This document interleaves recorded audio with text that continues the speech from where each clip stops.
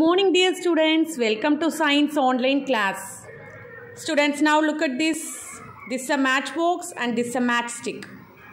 When the matchstick contact with the matchbox or when we touch the matchstick with the matchstick produces fire, isn't it? So here these two objects contact with each other. When these two objects touches with each other, produces fire. Can it produce fire without touching with each other? No. The matchstick should touches the matchbox, then only the matchstick produces fire. Students, now look at this. This is a paper. So now I am going to write something on the paper. Now I am writing the word science.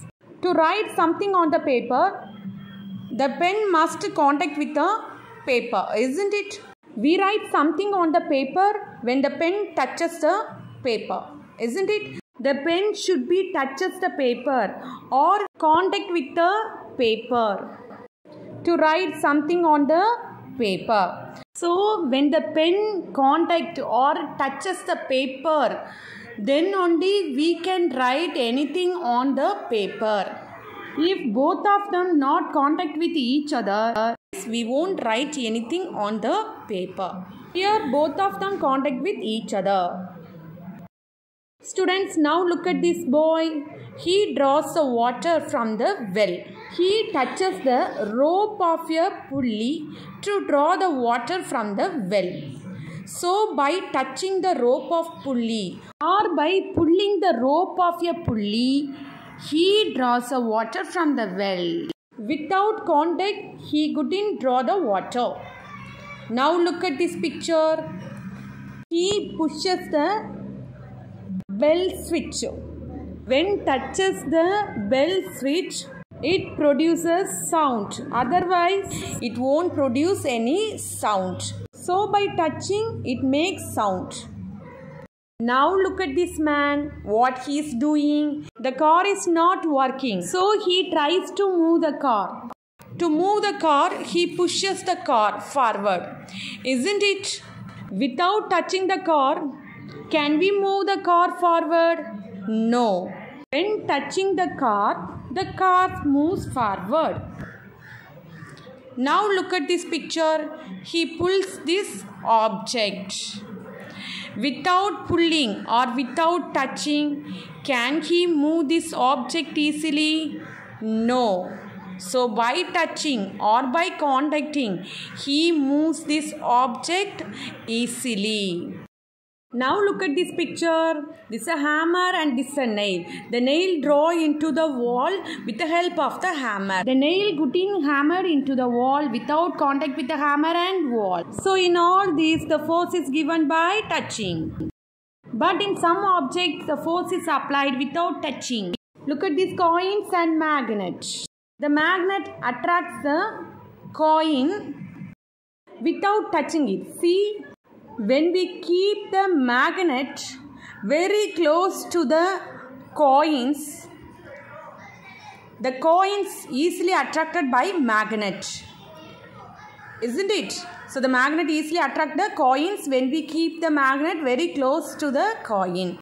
Here, without any contact or without any touching, these two objects attract each other. Isn't it? Now look at this apple tree. Sometimes the apples fall from the tree without touching the apple. So here the force is applied or given by without touching. So students, today we are going to study about the types of force. Before move to the topic, let's know first what is force. What is force? Force is a push or pull action on an object, isn't it? So what are the types of force? They are contact and non-contact force. So what is contact force? Contact means touching. When force is applied by touching the object, it's called as contact force. So force is given by touching the object. It's called as the contact force. Okay. See this picture. This is a matchstick and matchbox.